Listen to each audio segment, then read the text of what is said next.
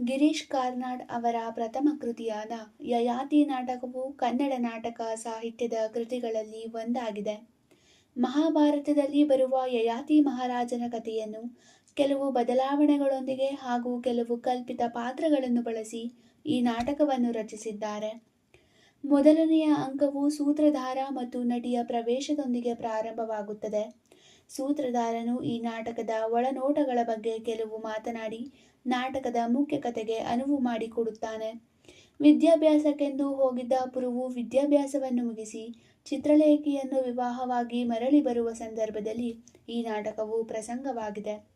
ಪುರುವು ತನ್ನ ಹೆಂಡತಿಯ ಒಡನೆ ಅರಮನೆಗೆ ಬರುತ್ತಿದ್ದಾನೆಂಬ ಸಂತೋಷದಿಂದ ಅರಮನೆಯನ್ನು ಅಲಂಕಾರಗೊಳಿಸಬೇಕೆಂದು ಸಿದ್ಧತೆಗಳನ್ನು ನಡೆಸುವ ಸಂದರ್ಭದಲ್ಲಿ ಸ್ವರ್ಣಲತೆಯು ಶರ್ಮಿಷ್ಠೆಯ ಚುಚ್ಚು ಮಾತುಗಳಿಂದ ಬೇಸರಗೊಂಡಿರುತ್ತಾಳೆ. ಈ ಸಂದರ್ಭದಲ್ಲಿ ದೇವಯಾನಿಯು ಅವಳ ಬೇಸರದ ಕಾರಣಗಳನ್ನು ಕೇಳಿದಾಗ ಸ್ವರ್ಣಲತೆಯು ನಡೆದ ಘಟನೆಗಳನ್ನು ವಿವರಿಸುತ್ತಾಳೆ. ಮೊದಲಿಗೆ ಸ್ವರ್ಣಲತೆಯ ಮಾತುಗಳನ್ನು ದೇವಯಾನಿಯು ನಂಬಿರುವುದಿಲ್ಲ, ಏಕೆಂದರೆ ದೇವಯಾನಿ ಮತ್ತು ಶರ್ಮಿಷ್ಠೆಯು ಆತ್ಮೀಯ ಗೆಳತಿಯರಾಗಿರುತ್ತಾರೆ.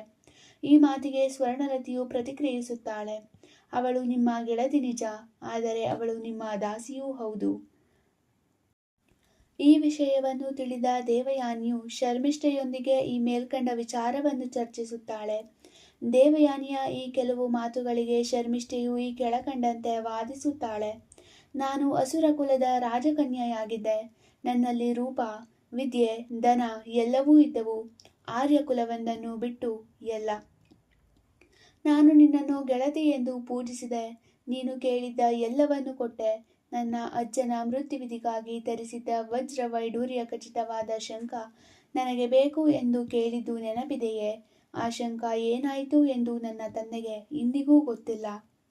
ಹೀಗೆ ಮಾತನಾಡುತ್ತಾ ಯಯಾತಿಯು ದೇವಯಾನಿಯನ್ನು ಮದುವೆ ಆಗಿರುವುದು ಶುಕ್ರಾಚಾರ್ಯರ ಬಳಿ ಇರುವ ಸಂಜೀವಿನಿ ವಿದ್ಯೆಯನ್ನು ಪಡೆಯುವ ಕಾರಣಕ್ಕಾಗಿ ಎಂಬುದನ್ನು ದೇವಯಾನಿಗೆ ಬೇಸರವಾಗುವಂತೆ ಮಾತನಾಡುತ್ತಾಳೆ.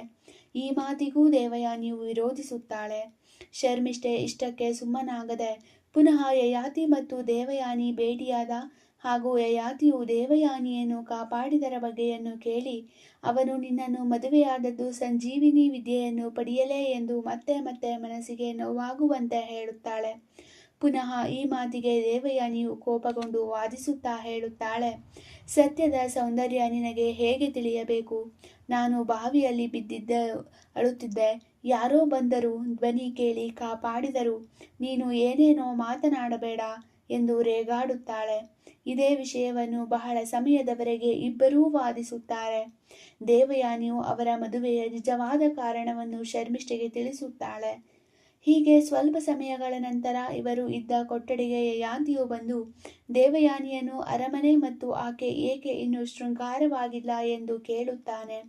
ಶರ್ಮಿಷ್ಠೆಯ ಮಾತುಗಳಿಂದ ಕೋಪಗೊಂಡಿದ್ದ ದೇವಯಾನಿಯು ಯಯಾತಿಯ ಮೇಲೆ ಉದ್ವಿಗ್ನಳಾಗಿ, ನಿಮಗೆ ಸಿದ್ಧತೆಯ ಚಿಂತೆ, ನನ್ನ ಪ್ರಾಣ ಹೋಗುತ್ತಿದ್ದರೂ ನಿಮಗೆ ಅಲಂಕಾರದ ಚಿಂತೆ, ಉತ್ಸವದ ಚಿಂತೆ ಎಂದು ಹೇಳಿದ್ದಕ್ಕೆ ಆತನು ದೇಹದಂತೆ ಮನಸ್ಸೂ ಕೋಮಲವಾಗಿದೆ ಎಂದು ಕೇಳುತ್ತಾನೆ. ಈ ವಿಷಯಕ್ಕೆ ಇಬ್ಬರೂ ಒಂದಿಷ್ಟು ಸಮಯದವರೆಗೆ ವಾದ ವಿವಾದಗಳನ್ನು ನಡೆಸುತ್ತಾರೆ. ಅನುಮಾನಾಸ್ಪದದಿಂದ ಯಯಾತಿಯು ದೇವಯಾನಿಯನ್ನು ಈ ಎಲ್ಲ ಬೇಡದ ವಿಷಯಗಳನ್ನು ನಿನಗೆ ತಿಳಿಸಿದವರು ಶರ್ಮಿಷ್ಠೆಯಲ್ಲವೇ ಎಂದು ಕೇಳುತ್ತಾನೆ. ದೇವಯಾನಿಯು ಶರ್ಮಿಷ್ಠೆಯನ್ನು ಅರಮನೆಯಿಂದ ಹೊರಗಿಡುವಂತೆ ಸೂಚಿಸುತ್ತಾಳೆ. ಈ ವಿಷಯಕ್ಕೆ ಯಯಾತಿಯು ದೇವಯಾನಿಯ ಬಳಿ ಅಷ್ಟೇ ಸರಿ ಆಯಿತು ಎಂದು ಹೇಳಿ, ನೀನು ಮತ್ತು ಅರಮನೆಯನ್ನು ಶೃಂಗಾರಗೊಳಿಸು, ಈಗಾಗಲೇ ತಡವಾಗಿದೆ, ಪುರು ಬರುವ ಸಮಯವಾಗಿದೆ ಎಂದು ಹೇಳಿ ಆಕೆಯನ್ನು ಆ ಅಂತಃಪುರದಿಂದ ಹೊರಗೆ ಕಳುಹಿಸುತ್ತಾನೆ. ಯಯಾತಿಯು ಆ ಅಂತಃಪುರದಿಂದ ಶೃಂಗಾರವಾಗಲು ಹೊರಗೆ ಕಳುಹಿಸಿ ಶರ್ಮಿಷ್ಠೆಯ ಬಳಿ ದೇವಯಾನಿಯ ಕೋಪದ ಕಾರಣವನ್ನು ತಿಳಿಯಲು ಆಕೆಯನ್ನು ಬರಲು ಸ್ವರ್ಣಲತೆಯ ಬಳಿ ಆಜ್ಞೆ ಮಾಡುತ್ತಾನೆ. ಈ ವಿಷಯದ ಬಗ್ಗೆ ಇವರಿಬ್ಬರ ನಡುವೆ ವಾದವಿವಾದಗಳು ನಡೆಯುವ ಸಂದರ್ಭದಲ್ಲಿ ಯಯಾತಿಯು ಶರ್ಮಿಷ್ಠೆಗೆ, ನಿನ್ನ ಮಾತುಗಳಿಂದ ದೇವಯಾನಿಯ ಮನಸ್ಸಿಗೆ ಬಹಳ ಬೇಸರವಾಗಿದೆ. ಆ ಕಾರಣದಿಂದ ನಿನ್ನನ್ನು ಅರಮನೆಯಿಂದ ಹೊರ ಇಡುವಂತೆ ಸೂಚಿಸಿದ್ದಾಳೆ. ಆದರೆ ನಿನಗೆ ನಾನು 1 ತಿಂಗಳು ಕಾಲಾವಕಾಶವನ್ನು ನೀಡುತ್ತಿದ್ದೇನೆ. ಈ ತಪ್ಪನ್ನು ಪುನಃ ಮುಂದುವರಿಸಬೇಡ. ಮುಂದುವರಿಸಿದರೆ ಈ ಅರಮನೆಯಿಂದ ನಿನ್ನನ್ನು ಹೊರಗಿಡುತ್ತೇನೆ. ಇಲ್ಲಿನ ಜಾತಿ, ಸಂಪ್ರದಾಯ, ನಡೆ ನುಡಿ ಈ ಎಲ್ಲವೂ ನಿನ್ನ ವಿರುದ್ಧವಾಗಿರುವ ಕಾರಣ ನಿನ್ನನ್ನು ಮರಳಿ ನಿನ್ನ ಮನೆಗೆ ಕಳುಹಿಸುತ್ತಿದ್ದೇನೆ ಎಂದು ಹೇಳಿದಾಗ ಶರ್ಮಿಷ್ಠೆಯು ನಾನು ಎಲ್ಲಿಗೂ ಹೋಗುವುದಿಲ್ಲ ಎಂದು ಹೇಳುತ್ತಾಳೆ. ಏಕೆಂದರೆ ಪೂರ್ವದಲ್ಲಿ ನಡೆದ ಘಟನೆಗಳನ್ನು ಯಯಾತಿಗೆ ಹೇಳಿ ಆಕೆ ಮೊದಲ ಸಲ ಬರುವಾಗಲೇ ತಂದ ವಿಷವನ್ನು ಸ್ವೀಕರಿಸಲು ಹೋಗುತ್ತಾಳೆ. ಇದನ್ನು ತಡೆಯಲೆಂದು ಹೋದಾಗ ಯಯಾತಿ ಅವಳ ಬಲಗೈಯನ್ನು ಹಿಡಿಯುತ್ತಾನೆ.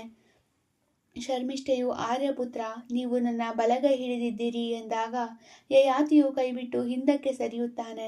ಇದಕ್ಕೆ ಶರ್ಮಿಷ್ಠೆಯು ನನ್ನನ್ನು ಕ್ಷಮಿಸಿರಿ, ನಾನು ಆರ್ಯಕನ್ಯೆಯಲ್ಲ, ನೀವು ನನ್ನನ್ನು ರಾಣಿಯನ್ನಾಗಿ ಸ್ವೀಕರಿಸಬೇಕೆಂಬ ಹಂಬಲ ನನಗಿಲ್ಲ, ನಾನು ದಾಸಿಯಾಗಿಯೇ ಬಾಳುತ್ತೇನೆ. ಹೀಗೆ ಅವರ ಮಾತುಗಳನ್ನು ಮುಂದುವರಿಸುವ ಸಮಯಕ್ಕೆ ಸ್ವರ್ಣಲತೆಯು ಬಂದು ಮಹಾಪ್ರಭು, ಹೂಗಾರರು ಸಿದ್ಧರಿದ್ದಾರೆ, ಒಳಗೆ ಕರೆಯಬೇಕೆ ಎಂದು ಕೇಳುತ್ತಾಳೆ. ಇದಕ್ಕೆ ಯಯಾತಿಯು ಅರ್ಧ ಗಂಟೆ ಬಿಟ್ಟು ಬರಲಿಕ್ಕೆ ಹೇಳು ಎಂದು ಮತ್ತು ನಾನಾಗಿಯೇ ಹೇಳುವ ತನಕ ಯಾರನ್ನೂ ಒಳಗೆ ಬಿಡಬೇಡ ಎಂದು ಆಕೆಯನ್ನು ಆಜ್ಞೆ ಮಾಡುತ್ತಾನೆ ಎಂಬೆಲ್ಲ ವಿವರಗಳೊಂದಿಗೆ ಮೊದಲನೆಯ ಅಂಕವು ಮುಕ್ತಾಯಗೊಳ್ಳುತ್ತದೆ.